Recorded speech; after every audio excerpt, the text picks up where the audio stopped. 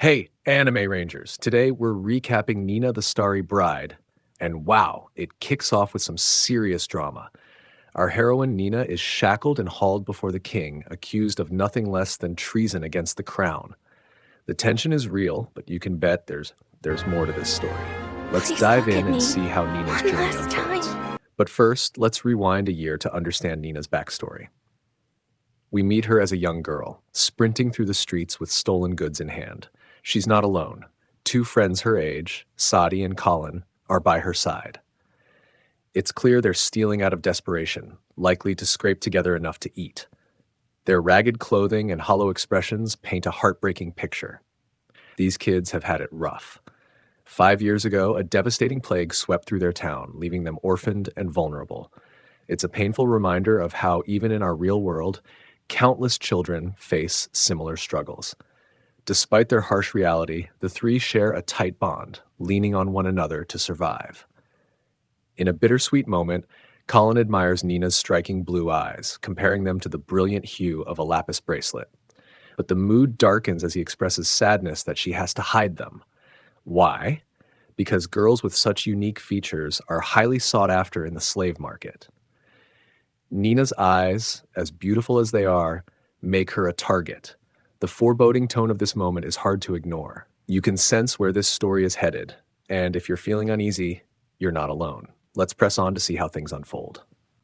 Things take a dark turn faster than anyone could have expected. Colin, one of Nina's closest friends, is gravely ill. Desperation grips their small group, but instead of rallying together, Sadie lashes out at Nina with cold, cutting words. "You're not our family." Determined to save Colin, Nina risks everything, sneaking off to steal money for a doctor. Her courage is met with harsh consequences. She's caught, beaten, and ultimately left with nothing. Tragically, her efforts aren't enough. Colin passes away, leaving Nina and Sadie in even deeper despair. In a brief side scene, we glimpse a royal carriage tumbling off a cliff. A princess? Perhaps, but there's no time to dwell as we're thrust back into Nina's harsh reality. Following Colin's death, Nina and Sadie struggle to survive. Then comes the ultimate betrayal. Sadie leads Nina to an abandoned house, only to sell her to slavers.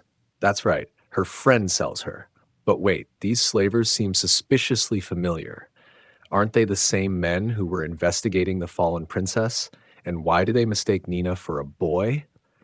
The plot thickens, and it's clear this story is about to take some unexpected turns. But hold on, things aren't what they seem. These men aren't slavers, and their interest in Nina's striking eyes sends chills down your spine. What are they after? Turns out they're not just interested in her, they're downright fixated. Why?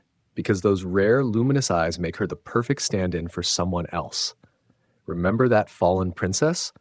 Well, it seems the royal family is keeping her death a closely guarded secret. And Today you shall die, and then live as a princess. Nina? She's about to be thrust into a life of deception, masquerading as the princess herself. The stakes just skyrocketed, and the plot is thick with layers of intrigue, betrayal, and danger. Nina's life is no longer her own, and it's clear her journey is only getting started. Let's see where this wild ride takes her next. And just when you think things can't get crazier, here comes the prince. Wait a minute, isn't that the guy who stripped her earlier thinking Nina was a boy? Yep, it's him. And let's just say our girl is not letting that one slide. Fueled by sheer frustration, she manages to disarm him in a fit of anger. Well, almost. Nina being Nina, she points the weapon the wrong way, making for a hilariously awkward moment. Turns out, only a handful of people know the truth, that the princess priestess is dead, and the royal family remains blissfully unaware. Well, except for the second prince, of course. Now Nina has to step into the role of a lifetime, learning how to behave like someone of her status. From reading and writing to mastering noble etiquette and speaking properly, Nina's crash course into royalty is equal parts comedy and chaos. Despite her struggles, she starts finding her footing, even sharing sweet moments with the golden-eyed prince. But just as she begins to fall for him, reality crashes down. She's here to marry his brother. The writers are clearly on a mission to overload us with twists, and it's working. The drama, romance, and humor are all at full throttle, and Nina's tangled fate is only getting messier. 3 months later, after intense training, Nina is finally ready to meet the royal family, the king and queen. No pressure, right? Except for the tiny detail that if they discover she's an imposter, the punishment is death. Naturally, Nina's a bundle of nerves and even forgets the real princess priestess's last name during introductions. Still, things seem to be going well. Until the queen, with a piercing gaze and an air of menace, says, "All priestesses have a special dance. Why don't you perform it for us?" The queen isn't suspicious yet. This is just her way of asserting dominance. The problem? No one taught Nina how to dance. Cue panic. The curtain seems ready to fall on this charade. But wait. The golden-eyed prince swoops in with a brilliant save. Calm and composed, he declares, "If my brother isn't present in court, why should his future wife perform for anyone else? Besides, she's underage." Wait, what? Awkward, but it works. Nina dodges the queen's test, for now. Trouble, however, follows them home. The queen plots to take the princess to her own court, away from the second prince, and now her true colors shine through. She's not just cold, she's downright cruel. As the prince's stepmother, she accuses him of trying to seduce the priestess to claim the throne for himself. Her insults get nastier as she mocks his late mother, calling her weak, before delivering a humiliating slap with her fan. As if that wasn't enough, she throws the fan into a nearby pond and orders him to fetch it, purely to disgrace him further. Nina, being the kind-hearted rebel she is, can't stand this injustice. Without hesitation, she jumps into the water, not to fetch the fan, but to splash the queen, a hilariously bold move that leaves the queen drenched and fuming. Completely humiliated, the queen retreats in anger. Nina, meanwhile, braces herself for the prince's wrath.